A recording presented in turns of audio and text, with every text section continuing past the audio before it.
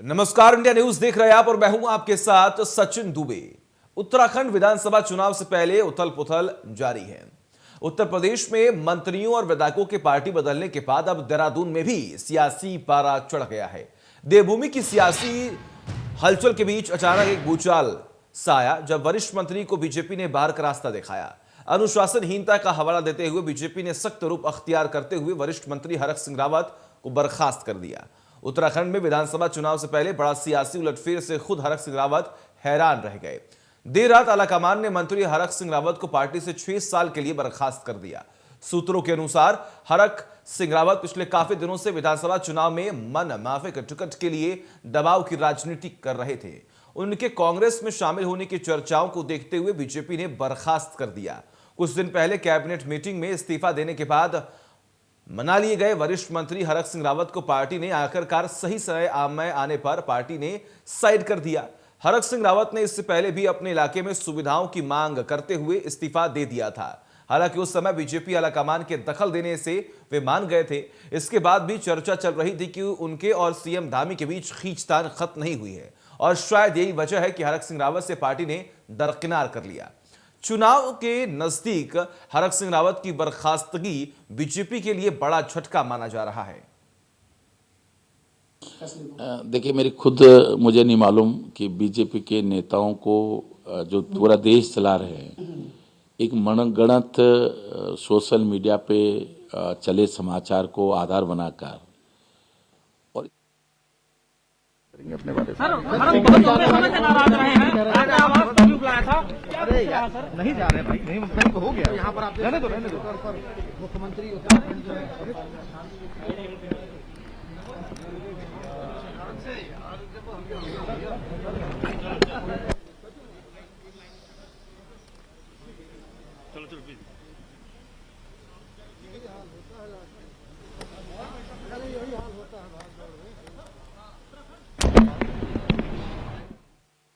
देखिए, मुझे नहीं मालूम कि बीजेपी के नेताओं को जो पूरा देश चला रहे हैं, एक मनगढ़ंत सोशल मीडिया पे चले समाचार को आधार बनाकर और इतना बड़ा निर्णय, मैं उनकी सरकार में कैबिनेट मंत्री था, सीनियर मिनिस्टर था, सबसे मेरे बहुत व्यक्तिगत संबंध थे। अमित शाह जी से, नड्डा जी से, प्रहलाद जोशी जी से, सबसे बहुत अच्छे संबंध थे। एक बार मुझसे बिना बात किए हुए इतना बड़ा निर्णय उन्होंने लिया, मुझे लगता है कि विनाशकालीन विपरीत भी थी। और मैं तो आज प्रहलाद जोशी जी से और अमित शाह जी से मिलना चाह रहा था, लेकिन जैसे मैं यहाँ दिल्ली आया, राजकुमार जो विधायक उमेश शर्मा है, मैंने कहा भाई जाके आराम करो, इसमें थक गए हैं और सुबह सबसे बातचीत करेंगे। तब तक मैं सोशल मीडिया में और मीडिया में देखने लगा कि इन्होंने मुझे निष्कासित कर दिया। तो मैं एक चीज़ जो आप बता दूँ, मैं अगर कांग्रेस छोड़ के भाजपा में नहीं आया होता तो मैंने भाजपा सरकार से 4 साल पहले रिजाइन। बहुत सहज से और कई बार जो विकास के मामले में उन्होंने जितनी बातें भी जो भी करी, हम लोगों ने हमेशा किया, लेकिन हमारी पार्टी हमेशा विकासवाद पर चलने वाली पार्टी है, राष्ट्रवाद पर चलने वाली पार्टी है, वंशवाद से दूर चलने वाली पार्टी है और सबका साथ, सबका विकास, सबका विश्वास और सबका प्रयास जो एक मंत्र है, उस मंत्र को लेकर हम आगे बढ़ रहे थे। उसमें कई बार जब वो बातें करते थे तो हम लोग असहज भी होते थे, लेकिन फिर भी चूंकि हमारी पार्टी, हमारा परिवार बड़ा परिवार है, हमने कोशिश करी हमेशा उनको लेकर चलें। लेकिन यहाँ पर चूंकि स्थितियाँ ऐसी हो गई कि वो अपने समेत अपने परिवार के लिए और अन्य लोगों के लिए पार्टी पर दबाव कर रहे थे, तो इसलिए पार्टी ने निर्णय लिया। सर, हरक के जाने से क्या उत्तराखंड में कुछ लग रहा है कि पार्टी में कुछ और फूट पड़ेगी, कुछ लोग और भी जाएंगे? नहीं, कहीं कोई ऐसी फूट नहीं है। सर, उत्तराखंड की जनता के लिए क्या कहेंगे? एक बड़ा मैसेज फिलहाल बीजेपी ने दिया है, देखिए हम आगे नहीं बढ़ रहे। हाँ, निश्चित रूप से हमने तय किया है कि एक परिवार से एक व्यक्ति को ही टिकट दिया जाएगा और किसी के परिवार में हम 2 टिकट 3 टिकट नहीं देंगे, क्योंकि हमारी पार्टी हमेशा इसके खिलाफ है।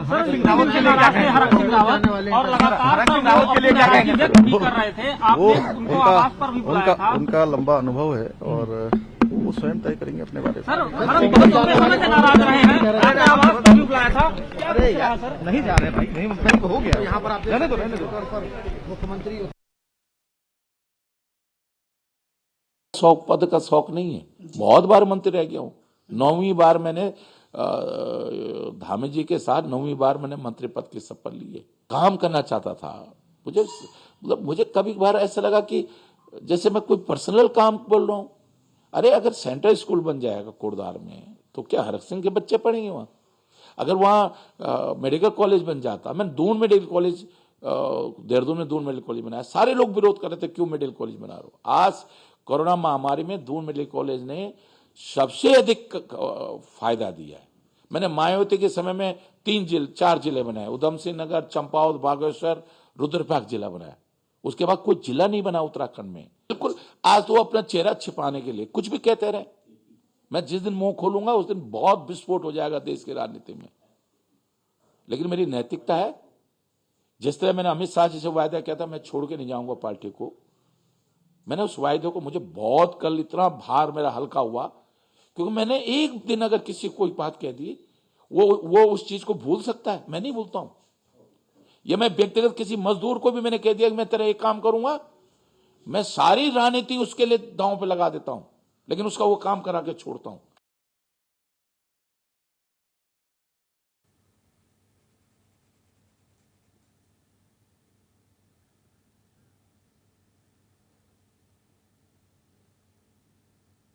और इस बीच एक बड़ी खबर सामने आ रही है। हरक सिंह रावत ज्वाइन करेंगे कांग्रेस। ये बड़ी खबर हम आपको बता रहे हैं। बीजेपी ने मेरा बोझ कम किया, हरक सिंह रावत ने इस बात का जिक्र किया। फैसला लेने से पहले पूछा नहीं गया। हालांकि उन्होंने कई शब्दों का इस्तेमाल भी किया। 10 मार्च को गलती का एहसास होगा, यानी कि एक संदेश देने की कोशिश की गई है। उत्तराखंड में बनेगी कांग्रेस की सरकार और इस बयान के बाद ही ये कयास लगाए जा रहे हैं कि जल्द से जल्द वो कांग्रेस का दामन थाम सकते हैं। तमाम बड़े सवाल है कि आखिर क्या मुश्किलें हैं, आखिर ऐसी क्या आफत बन गई कि हरक सिंह रावत को पार्टी की सदस्यता से हटा दिया गया। डिबेट की शुरुआत करते हैं। हमारे साथ कुछ खास मेहमान जुड़े हुए हैं। सबसे पहले उनका तारुफ करा दूं। सुरेश जोशी जो कि बीजेपी का पक्ष रखेंगे, मथुरा दत्त जोशी जो कि कांग्रेस का पक्ष रखेंगे, संगठन महामंत्री हैं, दीपक पांडे जो कि आम आदमी पार्टी से है, और नीरज कोहली जो कि वरिष्ठ पत्रकार है। आप सभी का बहुत बहुत स्वागत है। सुरेश जोशी जी, शुरुआत आपसे करते हैं। सर, आपने सुना मुख्यमंत्री धामी भी कह रहे हैं कि एक बड़ा दबाव बनाने की कोशिश की गई थी। हम विकासवाद, राष्ट्रवाद को लेकर काम करते हैं, वंशवाद को बढ़ावा नहीं देते हैं। लेकिन अगर पार्टी से ऐसे ही लोग टूटते जाएंगे तो पार्टी को सजोकर रखने का दावा कैसे पूर्ण होगा? देखिए सचिन जी, पहली बात तो मैं आपको ये बताऊं, मैंने हरक सिंह जी की बाइट को बड़े ध्यान से सुना।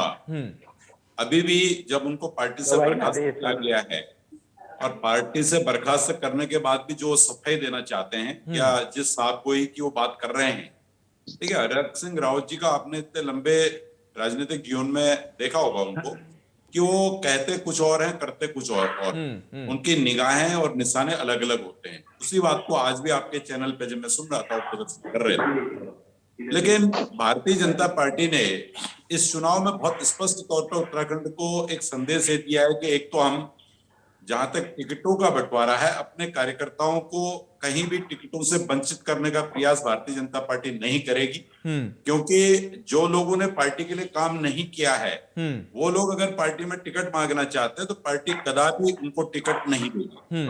साथ ही साथ जिस तरह से हरक सिंह जी टिकटों को लेकर के दबाव बना रहे थे और हर पल हर क्षण वो दबाव की राजनीति करना चाहते थे, लेकिन भारतीय जनता पार्टी ने 5 साल पहले जब वो कांग्रेस छोड़ के बीजेपी में आए थे, जितने भी कमिटमेंट्स उनके साथ थे, आइडियोलॉजी के साथ मिलकर के आप चलो और आपको हम मंत्री पद भी देंगे, वो सारी चीजें भारतीय जनता पार्टी ने अपने कमिटमेंट से पूरे किए।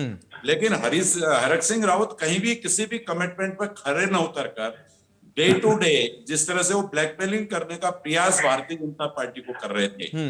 देखो, मैं एक चीज सचिन जी आपको बहुत स्पष्ट तौर पे बताऊं, ये पार्टी कार्यकर्ता बेस्ड पार्टी है, कैडर बेस्ड पार्टी है, ये नेता बेस्ड पार्टी नहीं है। यहाँ नेता के पीछे लाइन नहीं लगती है, यहाँ कार्यकर्ताओं के आगे नेता होता है। जब कार्यकर्ता खड़े होते हैं तब नेता खड़ा होता है। इसलिए हरक सिंह जी को जो भारतीय जनता पार्टी के बारे में मुझे लगता है गलतफहमियां थी, तो वो कल ये स्पष्ट भी होगी कि भाई हमने बहुत प्रयास किया, ऐसा नहीं कि उनसे बातचीत नहीं हुई, हर पल हर क्षण उनसे बात हुई, लेकिन जिस तरह से वो अपनी मनमानी भारतीय जनता पार्टी में चला करके एक ये मैसेज देना चाहते थे उत्तराखंड में कि बिना हरक सिंह से भारतीय जनता पार्टी नहीं चल सकती है, ये मैसेज भारतीय जनता पार्टी को कतई मंजूर नहीं था। लेकिन वो तो कह रहा है कि विनाश काले ऐसा और भी देना चाहता है, वो तो कह रहा है कि भी विनाश मंजूर काले नहीं है। विपरीत बुद्धि, इसीलिए भाजपा ने फैसला लिया है।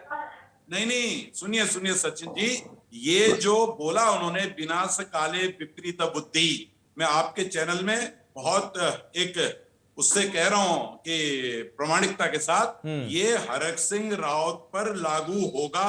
मैं आज बोल रहा हूं आपको, सुबह सुबह आपने मुझे बिठा दिया, मैं भी जो है कि अपना पूजा पाठ और निमित्त होकर के बैठा हूं। ये जो शब्द हरक सिंह बोल रहे हैं विनाश काले विपरीत बुद्धि, ये उन्हीं पर लागू होगा। ये देवभूमि है, ये ऐसा है कि भाई ठीक है, एक सीमा तक तो देवभूमि सबको स्वीकार करेगी, लेकिन जब अति के बाद इति हो जाएगी तो मुझे लगता नहीं कि देवभूमि स्वीकार करने वाली है। वो भगवान बद्रीनाथ और केदारनाथ का भी अभी नाम ले रहे थे, हाँ। लेकिन भगवान बद्रीनाथ और केदारनाथ भी इस देवभूमि के हर नागरिक को देख रही है, लेकिन ये पॉलिटिकल मैटर है। हाँ। आपने जिस बात को छेड़ा, मैंने इसलिए उसका उत्तर दिया, इससे पॉलिटिकल है, पॉलिटिक्स में तो अभी बहुत कुछ होना बाकी है, क्योंकि ठीक है, नहीं बिल्कुल सही कहा आपने, राजनीति है और राजनीति में क्या कुछ होगा ये तो आने वाला वक्त ही बताएगा।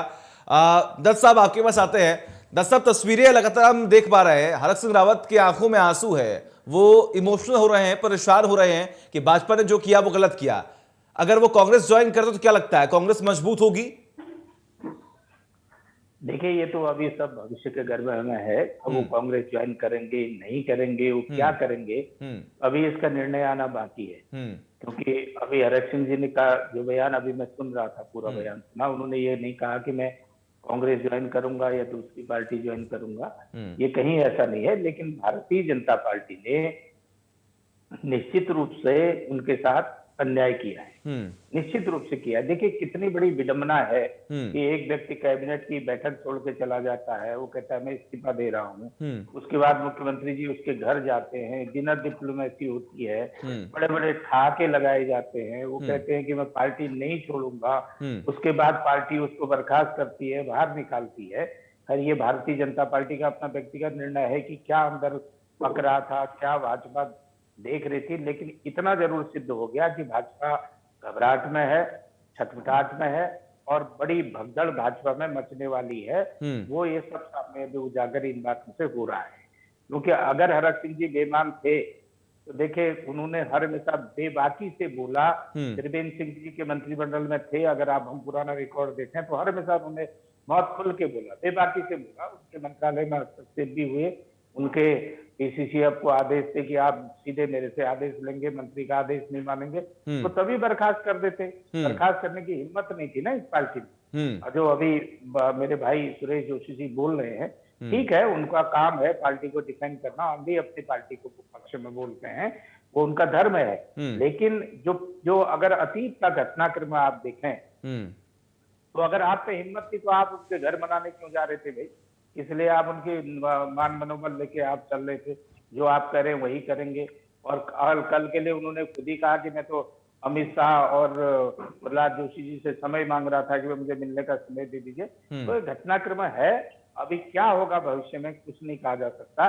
लेकिन इतना जरूर मैं कहूंगा कि भारतीय जनता पार्टी ने जो 5 वर्ष में, विगत 5-6 वर्षों में जो महापाप किए हैं, उसका खामियाजा भारतीय जनता पार्टी को जरूर। ठीक है, मतलब आपके हिसाब से कहीं ना कहीं वो बौखलाहट, वो डर जो है वो भाजपा में देखने को मिल रहा है, इसलिए तमाम ये बड़े फैसले और ये जो मनमानी रवैया है जिसकी वजह से ये नुकसान जो है भाजपा को हो सकता है। दीपक पांडे जी, सुरेश जी आता हूं मैं आपके पास, आप जवाब तैयार रखिए, एक रिएक्शन ले लूं सबसे, तब आता हूं मैं आपके पास। दीपक पांडे जी, मुख्य रूप से अगर हम बात करें तो त्रिकोणीय मुकाबला इस बार देखने को मिल रहा है, लेकिन इस सियासी हलचल के बीच में क्या लगता है, फायदा आपको तो नहीं मिल रहा है? पहले तो इंडिया टीवी के सभी दर्शकों को मेरा प्रणाम और संजय दुबे जी आपको भी। Deepak ji, India News sorry India News से मैं माफी चाहूंगा सर। ये आप देख रहे हैं हरक सिंह रावत जी आज से नहीं, ये शुरू से ही आप देखिए दल बदल की नीति को करते आ रहे हैं और पॉलिटिकल जो पार्टी है उनके ऊपर प्रेशर बनाते हुए आ रहे हैं, क्योंकि इनको एक हनक सवार है कि अपनी बात को मनवाने का कहीं ना कहीं। अपना, क्योंकि इनको एक टीस है कि इतने लंबे समय से राजनीति में है, मुख्यमंत्री का चेहरा नहीं बन पाए या नाम भी उनका आगे नहीं आ पा रहा है, तो वो जो टीस है इसलिए वो अपना एक दबाव बनाना रखना चाहते हैं। दूसरी बात देखिए, ये अब जो है चाहे बीजेपी में रहे हैं, अभी इस समय है, जब निष्कासित किया गया है इनको हाल ही में, तो उनका एक दबाव था कि अपनी जो बहू है कहीं ना कहीं उसके लिए टिकट मांग रहे हैं। इसी तरह से कल के दिन और लोग भी बीजेपी के लोग मांगते टिकट, तो और दबाव वो शुरू से ही बनाते आ रहे हैं। आज से नहीं, आपने बताया कैबिनेट की जब बैठक हुई थी तब भी हुआ था, अभी इनकी एक वर्चुअल मीटिंग हुई थी उसमें भी ये नहीं थे, उपस्थित नहीं थे। उनके दिमाग में था ये सारी चीजें, पहले से प्री प्लान कर रहे थे। कई डिबेटों में मैंने उनको सुना है, कई उनके अधिवेशनों में मैंने उनको सुना है, वो कहते हैं राजनीतिक सभी मेरे मित्र हैं। कहीं ना कहीं वो वक्त को देखते हैं, मौके को देखते हैं। ये मौका प्रस्त साथी हैं हमारे। मैं तो ये देख रहा हूँ कि इस बार जनता इनको बिल्कुल जवाब देने के लिए तैयार है। और आम आदमी पार्टी, आम जनता जो है, पहले तो मैं आम आदमी की बात करूंगा, पार्टी की बात नहीं करूंगा, आम आदमी जो है वो इन लोगों को, बीजेपी और कांग्रेस की कथनी और करनी को देख रहा है इस समय। और बहुत ही जल्दी जो आम आदमी है वो आम आदमी पार्टी की तरफ डाइवर्ट हो रहे हैं बहुत से लोग, और यहाँ की नीतियों से प्रभावित हो रहे हैं। क्योंकि शिक्षा, स्वास्थ्य, बिजली, पानी की नीति, क्योंकि जनता चाहती है, आम आदमी चाहता है कि उसको मूलभूत सुविधाएं मिले, ना कि नेताओं को मिले जो कि दल बदल करते रहते हैं। नहीं, बिल्कुल। और कहीं ना कहीं अगर हम बात करें तो इस सियासी खींचतान के बीच में देखना यही है कि आने वाले वक्त में जनता कैसे चुनती है। नीरज जी, आपके पास आते हैं। पहले कांग्रेस, फिर भाजपा, फिर से कांग्रेस। कांग्रेस इसलिए क्योंकि उन्होंने खुद इस बात का जिक्र किया कि आने वाले वक्त में कांग्रेस की सरकार बनेगी। क्या लगता है, इस दल बदल की राजनीति के क्या मायने हैं? देखिए, दल बदल तो जब भी कोई चुनाव होता है उससे पहले आप देखेंगे कि दल बदल होता ही है बड़ी पार्टियों में। और जहां तक हरक सिंह जी का सवाल है, तो हरक सिंह जी का तो आप देखेंगे कि जब से वो उन्होंने बीजेपी ज्वाइन की और त्रिवेंद्र सिंह रावत की वो कैबिनेट मिनिस्टर थे, तब से वो कंफर्टेबल पोजीशन में नहीं थे। और कोई दिन ऐसा नहीं रहा जिस दिन उनके मुख्यमंत्री के साथ 36 का आंकड़ा ना रहा हो।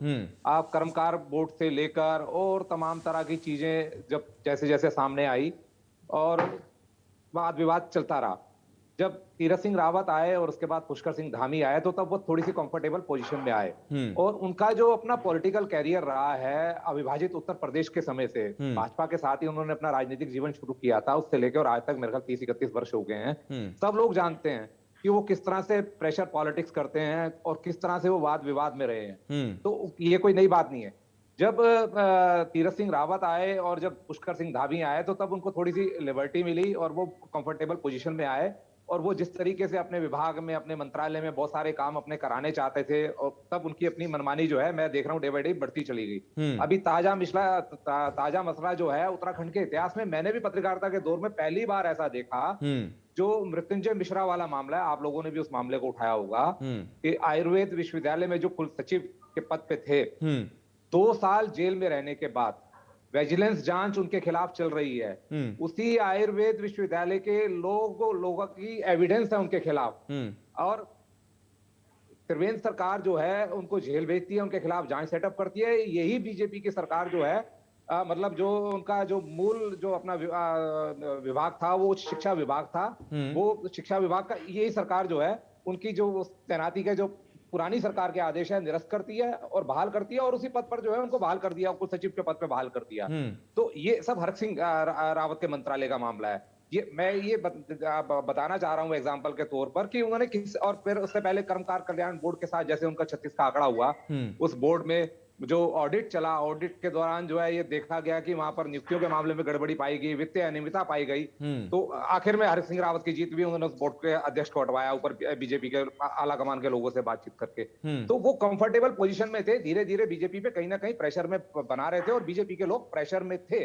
ये मैं कहूंगा कि अब पानी सर से ऊपर आ गया था, क्योंकि इस समय अब बात थी कि वो कोटद्वार से चुनाव नहीं लड़ना चाहते थे और अपनी पुत्र वधू के लिए वो लैंसडाउन से टिकट मांग रहे थे। बिल्कुल बिल्कुल। बीजेपी को कहीं ना कहीं ये लग रहा था कि अब ये सब चीजें मानी जाएंगी तो उनका अपना कुनबा जो है वो डिस्टर्ब हो जाएगा। और एक बड़ी पार्टी के लिए ये बहुत सारी चीजें जब सीमा से पार हो जाती है, पानी ऊपर से निकल जाता है, तो फिर पार्टी की एक अपनी छवि और एक अपनी रेपुटेशन भी आ जाती है। और फिर वो दूसरे जो कार्यकर्ता हैं, दूसरे लोग जो हैं, इस तरह की जब अनुशासनहीनता होती है तो पार्टी को फिर आगे जाके ये सब चीजें महंगी पड़ती हैं। नहीं, बिल्कुल बिल्कुल सही कहा आपने। और देखिए, कहीं ना कहीं इसी तमाम खींचतान के बीच में ये दावा भी और ये बात भी भाजपा ने पहले ही साफ कर दी थी कि अगर एक परिवार से सिर्फ एक ही कैंडिडेट जो है उसे हम टिकट देंगे, इसके अलावा और भी किसी परिवार के किसी भी मेंबर को हम टिकट नहीं देंगे, जिसके आधार पर लगातार ये फैसले लिए जा रहे हैं। लेकिन सुरेश जी, देखिए अभी नीरज जी ने भी इस बात का जिक्र किया कि वो शुरुआत से ही प्रेशर पॉलिटिक्स का गेम खेलते आए हैं, चाहे वो कांग्रेस की बात कर ले, चाहे वो भाजपा की बात कर ले। अगर कोई इंसान के पास ऐसी इमेज है, कोई इंसान ऐसे शुरुआत से ही उस प्रेशर पॉलिटिक्स को खेल रहा है, तो आखिर भाजपा ने उन्हें क्यों शामिल किया, क्यों उन्हें इतने बड़े पद की जिम्मेदारी दी गई, जिसमें पहले तमाम मामले जो हैं ऐसे हैं जिस पर उन पर ही सवाल खड़े हो रहे हैं। देखिए सचिन जी, पहली बात मैं आपको ये बताऊं कि इस बार जो चुनाव हो रहा है, जो पूरा उत्तराखंड के 70 सीटों में चुनाव होना है, मुझे जो लग रहा है, मैंने सारे चुनाव देखे हैं, मैं तो 1984 से चुनाव देख रहा हूं। ये चुनाव अपने आप में एक बहुत अलग तरीके का चुनाव होने जा रहा है। इस समय जो है कि चाहे वो वर्तमान के भाजपा के विधायक हों, कांग्रेस के विधायक हों या बड़े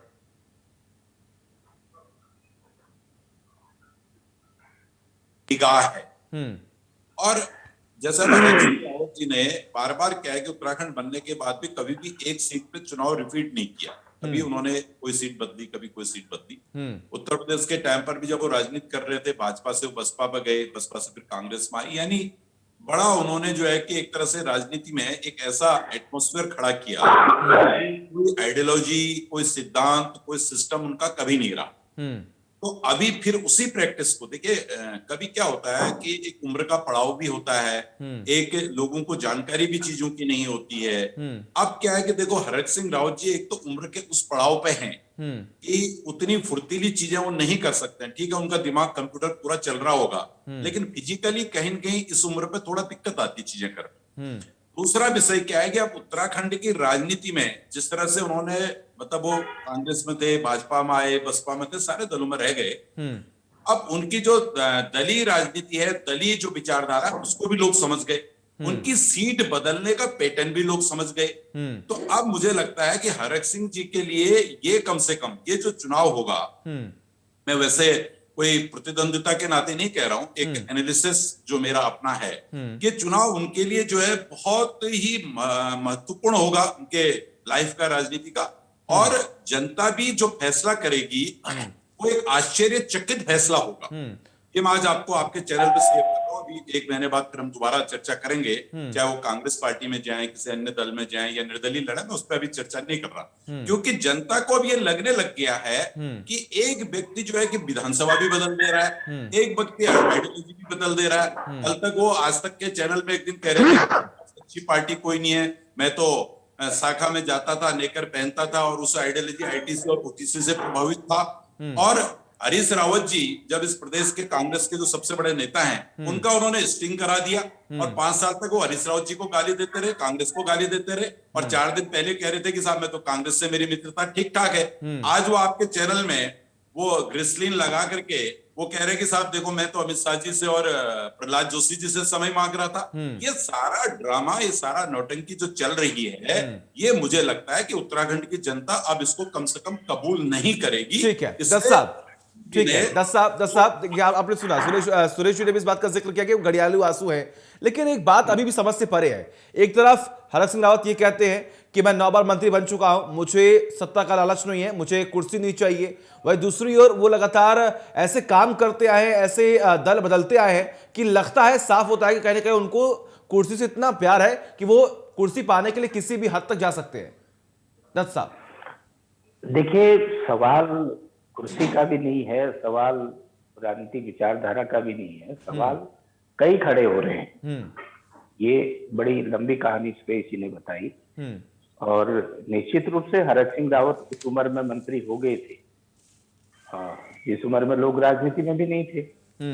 लोग भले ही कुछ भी कहें, लेकिन एक इतिहास तो ये भी है, और भारतीय जनता पार्टी से बने थे और उनका निश्चित रूप से इतिहास रहा है। वो भाजपा में छोड़ के बसपा में गए, बसपा छोड़ के कांग्रेस में आए, कांग्रेस में 10-15 साल कांग्रेस में रहे, कांग्रेस में महत्वपूर्ण पदों में भी रहे, मंत्री भी रहे, कई चीजें कई भी हुए, मंत्री पद छोड़ा भी, नेता प्रतिपक्ष भी रहे, उसके बाद फिर महत्वपूर्ण पदों पर मंत्री रहे, फिर भारतीय जनता पार्टी में गए। लेकिन जिस तरीके से भारतीय जनता पार्टी ने जब 2016 में सरकार गिराई थी, भारतीय जनता पार्टी ने महापाप किया था, लोकतंत्र की हत्या की थी, 9 लोगों को हाईजैक कर लिया था, 9 लोगों को लेके गए थे, चाहे खरीद फरोख्त की, उसमें हरक सिंह जी की प्रमुख भूमिका थी, निश्चित रूप से थी। तब भारतीय जनता पार्टी ने कहा कि आप जो कहेंगे वो करेंगे। अभी उसके बाद हरक सिंह जी की सारी कहानी जो मैं बता रहा था, मेरी बात को ताकीद करने का काम आदरणीय नीरज कोहली जी ने किया कि जिस दिन से शपथ ली, और जो त्रिवेंद्र सिंह जी मुख्यमंत्री के दावेदार तो थे नहीं इनके यहाँ, न चेहरे थे। ठीक है, भाजपा में है कि वो मुख्यमंत्री बनाते हैं और संघ परिवार जिसको कहता है वो मुख्यमंत्री इनके यहाँ बनता है, या पार्टी हाईकमान जिसको भी कान पकड़ के कह देता है भाई ये मुख्यमंत्री होगा, सारे लोग उसको कहते हैं हाँ साहब मुख्यमंत्री होगा, हाथ जोड़ के खड़े हो जाते हैं। ठीक है, ये इनके यहाँ परंपरा है। भले ही ये कहें कि हमारे यहाँ वंशवाद नहीं है या पार्टी कहीं से कंट्रोल नहीं होती है, साबित तो कर दिया उन्होंने, साबित तो कर दिया, भाजपा ने साबित कर दिया कि वंशवाद नहीं है।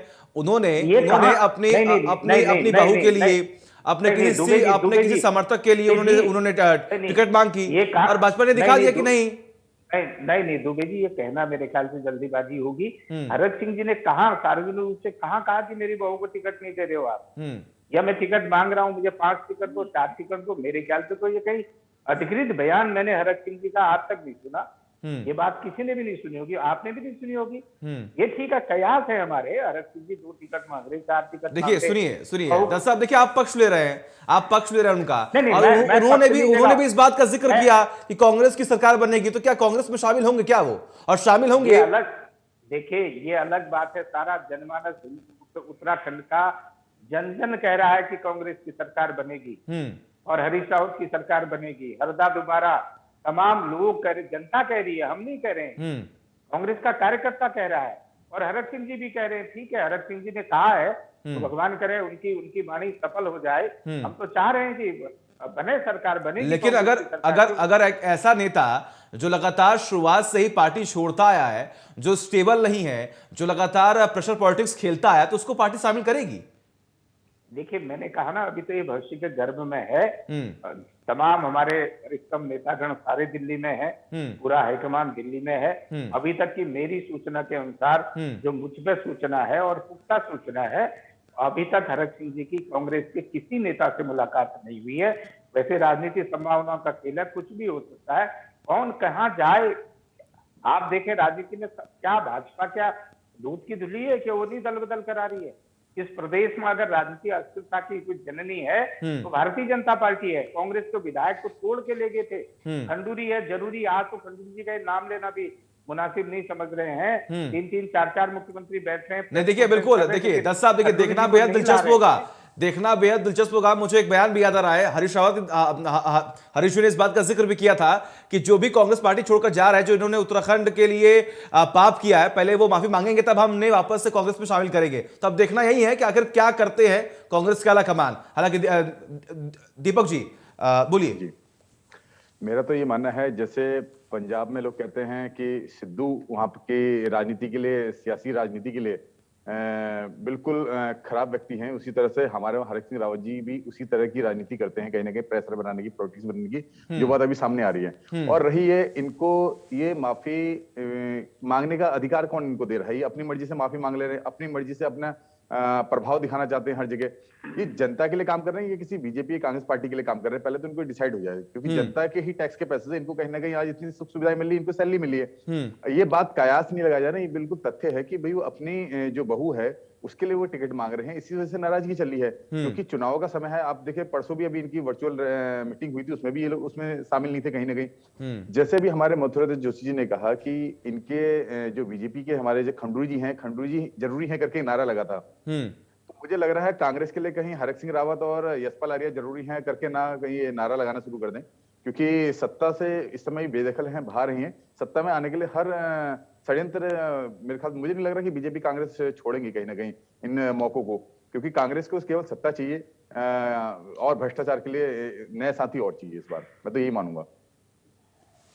ठीक है, बिल्कुल। सुरेश जी आता हूं मैं आपके पास। नीरज जी, आपको क्या लगता है? देखिए कहीं ना कहीं तमाम, अगर इतिहास की बात करें, पूर्व की सरकारों की बात करें, तो कहना कि हर 5 साल में सरकार बदलती आई है, लेकिन इस बार सुरेश जी ने खुद जिक्र किया कि इस बार का चुनाव जो है बेहद अलग होने वाला है, दिलचस्प होने वाला है। तो क्या लगता है, सरकार बदलेगी, सत्ता पलटेगी? देखें ये तो आने वाला समय बताएगा, लेकिन इतना जरूर मैं कह सकता हूं कि मौजूदा जो राजनीतिक हालात हैं, जो समीकरण दिख रहे हैं, वो 2017 से बिल्कुल अलग हैं।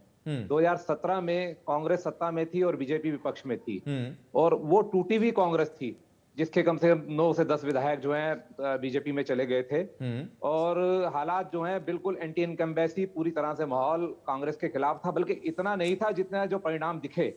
लेकिन इस बार जो है सत्ता में बीजेपी है, विपक्ष में कांग्रेस है, समीकरण और चीजें बदली हुई हैं, सरकार के खिलाफ एंटी इनकम्बेंसी का माहौल है, पार्टी छोड़ के लोग जा रहे हैं, और बहुत सारी चीजें जो लोगों के मन में थी, जो लोगों ने अपेक्षाएं उम्मीदें जुटाई थी, वो कहीं ना कहीं उस तरह से पूरी होती नहीं दिखी। ये सब चीजें बीजेपी के सामने एक चुनौती की तरह खड़ी है। और कांग्रेस भी जिस तरीके से कांग्रेस ने जो है 2016 का कहें कि काउंटर करते हुए बीजेपी पे, यशपाल आर्य वापस आ गए, संजीव आर्य वापस आ गए, और अब हरक सिंह और कुछ और साथी आजकल में जिस तरह से वापस आने वाले हैं, ये अटकलें मतलब लगी हुई हैं, और एक तरह से इसको पुष्टि कह सकते हैं आप कि एक आध दिन में ये फाइनल हो जाएगा। तो कांग्रेस किस तरह से मजबूती के साथ जो है बीजेपी के सामने है, तो मिथक तो ये बना हुआ कि एक बार बीजेपी एक बार कांग्रेस, लेकिन इस बार थोड़ा सा मुकाबला हल्का सा ट्विस्ट होता भी दिख रहा है, क्योंकि आम आदमी पार्टी ने भी अपनी आमद दर्ज कराई है। तो कहने का मतलब है कि मुकाबला कड़ा है, बहुत फाइटिंग मुकाबला है।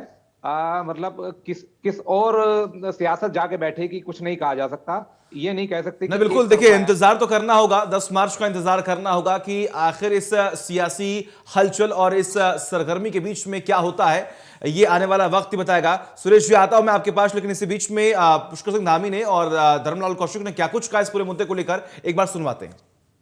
राष्ट्रवाद से दूर चलने वाली पार्टी है, और सबका साथ, सबका विकास, सबका विश्वास और सबका प्रयास जो एक मंत्र है, उस मंत्र को लेकर हम आगे बढ़ रहे थे। उसमें कई बार जब वो बातें करते थे तो हम लोग असहज भी होते थे, लेकिन फिर भी चूंकि हमारी पार्टी, हमारा परिवार बड़ा परिवार है, हमने कोशिश करी हमेशा उनको लेकर चलें।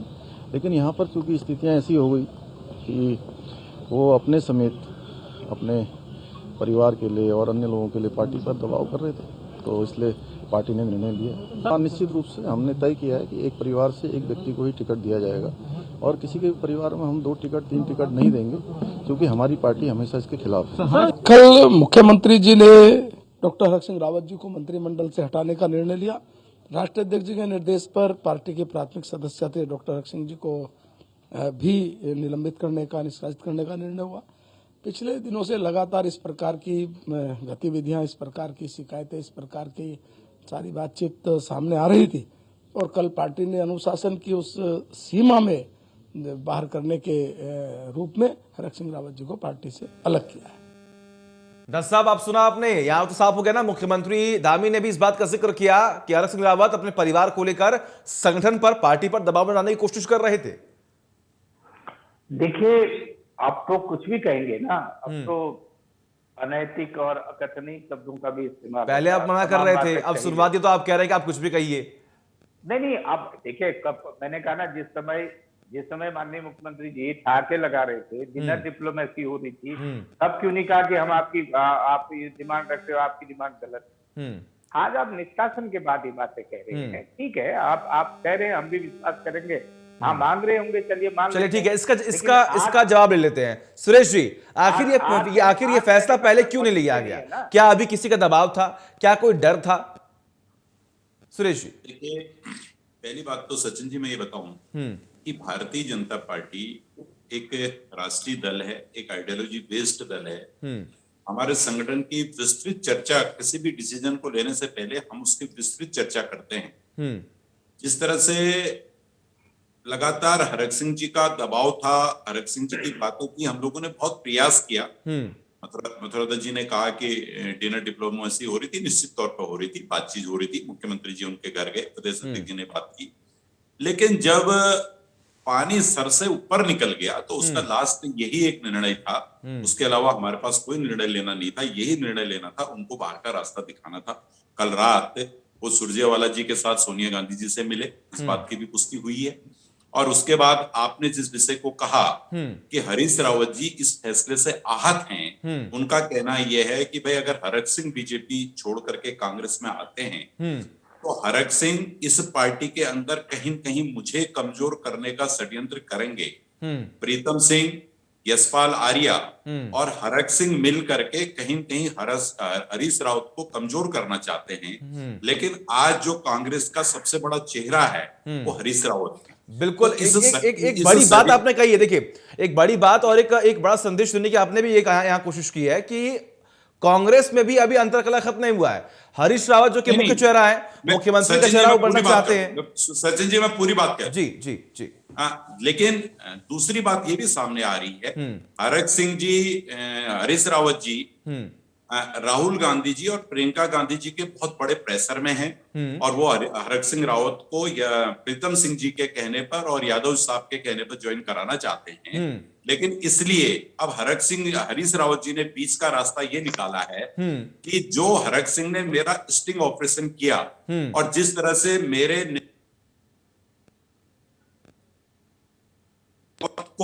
नेतृत्व को चुनौती देकर के बगावत की, उसके लिए संपूर्ण देश के मीडिया के सामने हरक सिंह बैठ करके माफी मांगे। अब हरक सिंह तो माफी मांगेंगे। अभी मैं आपको एक बात भी, जब वो रो रहे हैं तो माफी मांगना उनके लिए बहुत छोटा काम है, क्योंकि हरक सिंह बहुत बड़ा महत्वाकांक्षी व्यक्तित्व है। वो कुर्सी पे चिपकना चाहते हैं, वो सुख सुविधाएं लेना चाहते हैं। जैसे उन्होंने कहा, अभी एक निजी चैनल में बोल रहे थे कि मैं 20 वर्ष से एक ही बंगले में बैठा हूं। उत्तराखंड का कोई ऐसा नेता नहीं है जो 20 साल से एक सरकारी बंगले में बैठा है। लेकिन तो सुरेश जी देखिए, इस बात का एहसास अब आपको हो रहा है कि एक ऐसा इंसान आपकी पार्टी के अंदर है जो कि कुर्सी पर चिपक कर काम करना चाहता है। नहीं, ये उन्होंने अभी बोला। हमारी पार्टी में तो 5 साल से ही है ना, वो पहले तो वो थे। 5 साल समय बहुत होता है सर, 5 साल समय बहुत होता है, बहुत है सर। सचिन जी, मैं बहुत 10 सेकंड में एक बात और करना चाहता हूं। जी। अगर अब हरक सिंह अगर जनता के बीच पे जाकर के भारतीय जनता पार्टी के बारे में कोई दुष्प्रचार करने की बात करें, तो हरक सिंह से जनता सबसे पहले तो ये पूछेगी, भाई हरक ये बता, ये वो भारतीय जनता पार्टी है जिसने तुझे 28 वर्ष की उम्र में जिलाध्यक्ष बना दिया, 29 वर्ष की उम्र में तुझे उत्तर प्रदेश जैसे प्रदेश के अंदर जो है कि राज्य मंत्री बना दिया, वहां से लेकर के तेरी राजनीतिक यात्रा शुरू करके तुझे यहाँ पहुंचा दिया। आज भी तू उस पार्टी के खिलाफ बोल रहा है और 20 दिन 25 दिन पहले तक उस पार्टी का गुणगान कर रहा था। यानी हरक सिंह रावत के पास आज भारतीय जनता पार्टी या उसका नेतृत्व या उसके आइडियोलॉजी के बारे पे जो भी वो बात बोल रहे हैं अभी, वो सुनने वाला इस प्रदेश पर कोई नहीं है, क्योंकि हरक सिंह को सब समझ चुके हैं। नहीं, बिल्कुल। और देखिए, इसीलिए एक बात कही जाती है हमेशा कि नेताओं का रंग तभी समझ में आता है जब चुनाव होता है। धीरज जी, मैं सचिन जी एक चीज कहना चाह रहा हूं, क्योंकि सुरेश जोशी जी बोल रहे थे अभी, और सुरेश जोशी की बात का इसलिए मैं जवाब देना चाहता हूं क्योंकि और कोई पॉलिटिकल पार्टी नहीं, सिर्फ बीजेपी एक ऐसी पार्टी है जो बार बार कहती है पार्टी विद डिफरेंस का जो दावा करती है। सुरेश जोशी जी आज इतनी कमियां और इतनी खामियां हरक सिंह जी की निकाल रहे हैं। सुरेश जोशी, यही बीजेपी विपक्ष में थी और कांग्रेस सत्ता में थी जब विजय बहुगुणा मुख्यमंत्री थे। इन्होंने विजय बहुगुणा जी को और उस मंत्रिमंडल के सदस्य जिसमें हरक सिंह भी थे क्या क्या नहीं कहा। आप पुरानी क्लिपिंग्स, पुरानी अखबार की कटिंग्स निकाल लो, मतलब कुछ भी ऐसा नहीं रहा होगा जो बीजेपी ने नहीं छोड़ा होगा। और यही पूरे की पूरी जो टीम है 2016 में इनके प्रिय हो गए सारे के सारे, ये सब लोग जितने हैं सब दूध के धुले हो गए, सारे के सारे बीजेपी के पास चले गए। और इनको पता था कि ये कांग्रेसी गोत्र के लोग हैं सारे के सारे। जिन लोगों को इतना गिराया, जिन लोगों पे इन्होंने नहीं चाहिए आपदा, वो लोग सारे के सारे इनके प्रिय हो गए और सब सारे के सारे जीते भी और इनकी मंत्रिमंडल की टीम में शामिल हो गए। और अपने कार्यकर्ताओं की, अपने नेताओं की कीमत पर इन्होंने उनको जगह दी। तो अब ये कहना कि अनुशासनहीनता, अनुशासन की बात करना या विचारधारा की बात करना या सिद्धांत की बात करना, ये तो मुझे एक बहुत मतलब ऐसा लगता है जैसे बेईमानी सी लगती है। मतलब इस तरह की बातें कहना, ये सिर्फ राजनीतिक स्वार्थों का खेल है, मौकापरस्त राजनीति का खेल है। चाहे जनप्रतिनिधियों की बात हो या राजनीतिक दलों की बात हो, सब अपना अपना स्वार्थ देखते हैं। बाकी कोई एम या कोई आइडियोलॉजी या कोई सिद्धांत कुछ नहीं रह गया। नहीं, बिल्कुल। देखिए, लाजमी है, चुनाव नजदीक है तो तमाम ये बड़े खेल तो होने ही हैं। लेकिन बड़ी बात यह है दत्त साहब कि अगर हरक सिंह रावत को लेकर इतनी तमाम बयानबाजियां हो रही हैं, अगर भाजपा ये कह रही है कि वो उसी तरीके से काम नहीं कर रहे थे, एक गलत नैरेटिव सेट करने की कोशिश कर रहे थे खास तौर पर भाजपा के लिए, लेकिन अब जो निगाहें हैं वो कांग्रेस पर टिकी हुई हैं, कि क्या कांग्रेस अब हरक सिंह रावत को अपने खेमे में शामिल करेगी, और अगर करती है तो क्या हरीश रावत की मुश्किलें बढ़ेंगी? देखिए, कहीं किसी की मुश्किलें बढ़ने वाली नहीं।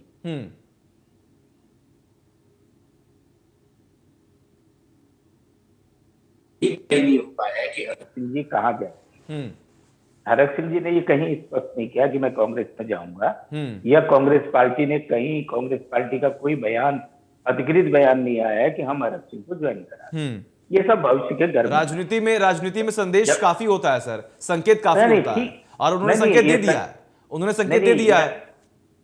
ये अलग बात है। देखिए, उन्होंने अभी क्या संकेत दिया, ये अभी इसमें हमें कुछ भी कहना, बहुत जल्दीबाजी होगी, बहुत जल्दीबाजी होगी। लेकिन एक बात जो अभी आदरणीय नीरज भाई ने कही है, कोहली साहब ने कही है, कि निश्चित रूप से आज भाजपा के लिए हरक सिंह की स्थिति ऐसी हो गई थी कि गर्म दूध था, न ये निगला जा रहा था, न इनसे थूका जा रहा था।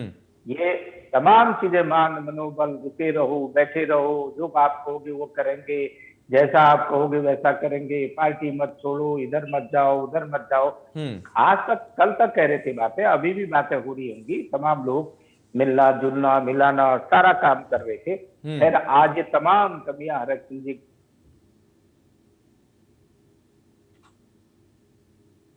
अभी मैं नहीं कह सकता हूँ इसको कुछ कहना, बहुत जल्दीबाजी होगी, बहुत जल्दीबाजी होगी। अभी समय देखते हैं। देखिए, अभी है, समय है।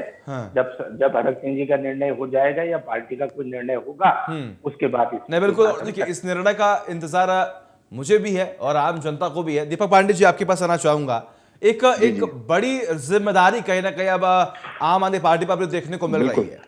जी जी, शुरुआत में हमने जिक्र किया कि देखिए, हर बार बदलाव होता है, जनता के मन में भी एक बदलाव होता है। विकल्प के तौर पर आम आदमी पार्टी कितनी मजबूत होगी, क्योंकि इन तमाम बदलावों के बीच में जरूरी है कि एक ऐसी सरकार जो कि स्थिर हो, उनकी जो स्थिरता है वो अच्छी होनी चाहिए कि आम जनता के हितों में सही तरीके से काम हो सके।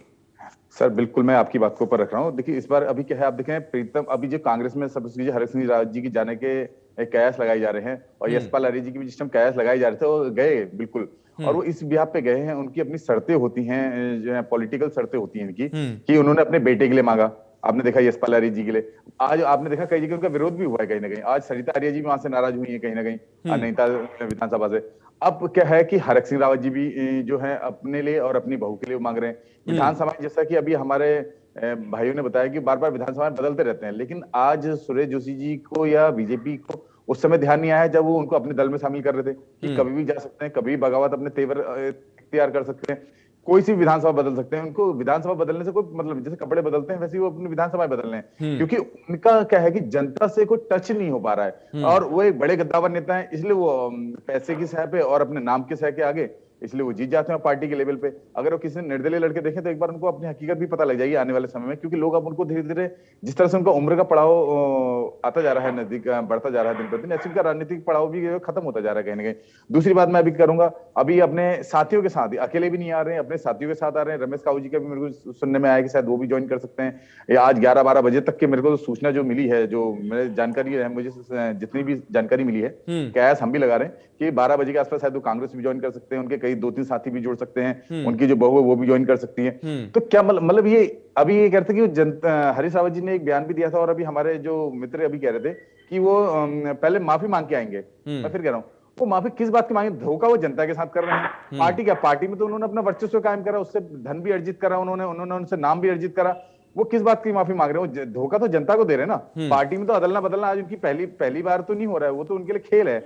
रही दूसरी बात, अब मैं अभी बात करता हूँ कि अभी हरीश रावत जी अगर ये कांग्रेस ज्वाइन करते हैं, हरक सिंह रावत जी, और अगर अपने बहू के लिए टिकट मांगते, कल हरीश रावत जी अपने बेटे और बेटी के लिए टिकट मांगे, क्योंकि इसी बात की लड़ाई पिछली बार भी हो रही थी, इसलिए हरीश रावत जी ने बिल्कुल। देखिए, अगला सवाल मेरा यही था, वंशवाद, परिवारवाद। एक मिनट, और यशपाल आर्य जी का तो था ही था, अभी मांगो था रंजीत रावत जी भी, आप देखिए रामनगर से अपने बेटे के लिए टिकट मांग रहे हैं। ये तो अब लगा ली कि 10, 15, 20 लोग मिलके क्या पूरे उत्तराखंड को संभालेंगे? बाकी हम जैसे जो सारे साथी लोग हैं उत्तराखंड के लोग, हमारा निर्णय मतलब सब बेकार है, हम सब मतलब खाली इनके लिए काम करने के लिए, टैक्स इकट्ठा करके इनको देने के लिए हैं, इनके और इनके परिवार को, इनके पुस्तों के लिए।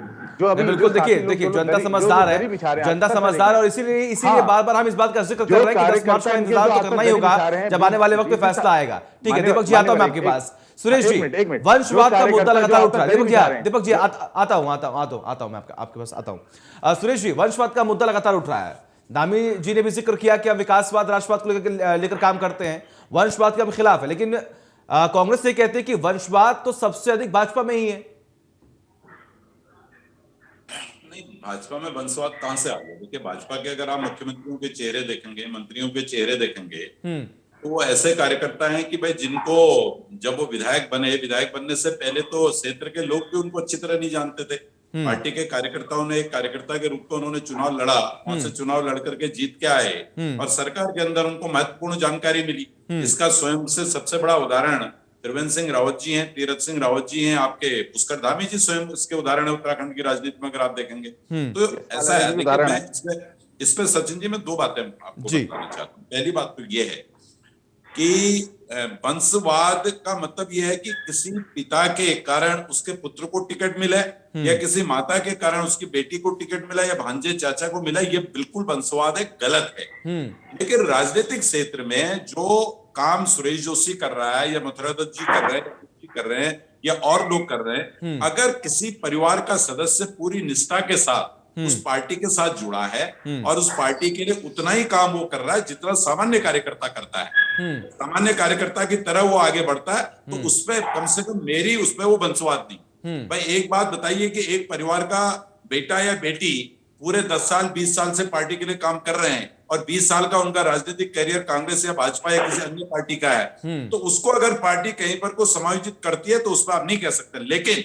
अगर एक व्यक्ति जो सिर्फ अपने पिता के नाम से जाना जाता है, अपनी माता के नाम से जाना जाता है और पार्टी कार्यकर्ता तक उसको नहीं जानते हैं और जहां से मर्जी उसको आप टिकट दे दो, जो चाहो वो पद दे दो, राज्यसभा लोकसभा भेज दो, ये निश्चित तौर पर ये कड़ी टूटनी चाहिए।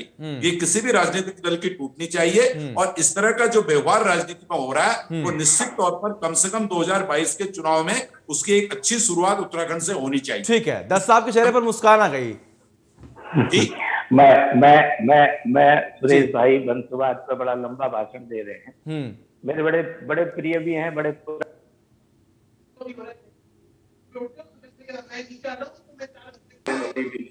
कि हम लोग अलग अलग विचारधारा में काम कर रहे हैं।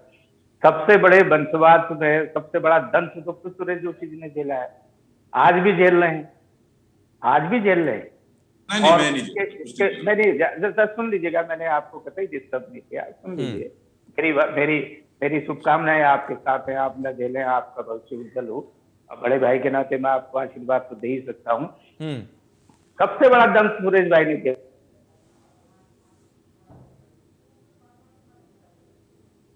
उनकी पत्नी को वहीं से टिकट दिया गया और सुरेश भाई बैठे रह गए।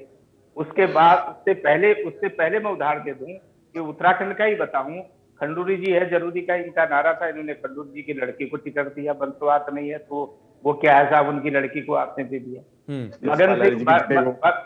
मगन लाल जी यशपाल जी को आप ले इसलिए गए कि हाँ आइए हमारे साथ, कांग्रेस आपको टिकट नहीं दे रही। यशपाल जी गए इसलिए थे कि यशपाल जी की भाई उस समय ये झगड़ा था कि हमने कहा कि हम टिकट नहीं देंगे पार्टी में किसी को, वंशवाद हम नहीं फैलाएंगे, कांग्रेस ने कहा हम आगे नहीं बढ़ेंगे, आप जाइए, तो ठीक है वो चले गए, उनको टिकट इन्होंने। चलिए ठीक है, माफ कीजिएगा समय की बहुत कमी है। नीरज जी एक छोटा सा रिएक्शन, एक संदेश क्लियर साफ यहां पर देने की कोशिश की गई है भाजपा की तरफ से कि वंशवाद के खिलाफ हम हैं और हम रहेंगे, अगर पार्टी का नेता कोई भी अपने परिवार के लिए टिकट मांगता है तो हम नहीं देंगे।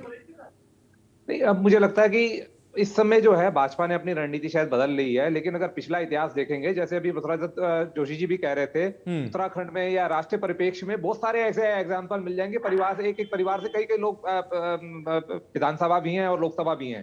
तो अब ये अच्छा मैं समझता हूँ कि एक अच्छी रणनीति है। अगर इस ट्रैक पे चल रहे हैं तो ठीक है भाई, जो आम कार्यकर्ता आपके लिए दिन रात मेहनत करता है वो खाली दरी बिछाने के लिए होगा कि अगर पति के बाद पत्नी को मिल जाएगा या बेटे को मिल जाएगा या पुत्र वधू को टिकट मिल जाएगा, तो जो आपके कार्यकर्ता जो बूथ से लेकर आपको असेंबली तक चुन के भेजते हैं, उसमें मदद करते हैं, तो वो क्या खाली दरी बिछाएंगे? ये अच्छी रणनीति है अगर पार्टी इस रणनीति के साथ ठीक है, बिल्कुल। माफ कीजिएगा, समय की बहुत कमी है। धीरज जी आपका बहुत बहुत शुक्रिया, सुरेश जी आपका बहुत बहुत शुक्रिया, मथुरा जी आपका भी बहुत बहुत शुक्रिया और दीपक पांडे जी आपका भी बहुत बहुत शुक्रिया अपना कीमती वक्त देने के लिए। तो एक संदेश साफ यहां पर देने की कोशिश की गई है, अपनी रणनीति में बदलाव की गई है कि अगर कोई भी सदस्य, कोई भी मेंबर, क्या भी कोई भी पार्टी का बड़ा नेता अगर अपने परिवार के लिए टिकट मांगता है तो जो हमारी रणनीति है उसके आधार पर हम काम करेंगे। हमारे लिए पार्टी सर्वोच्च है, हमारे लिए संगठन सर्वोच्च है, ना ही कोई एक व्यक्ति। एक ब्रेक।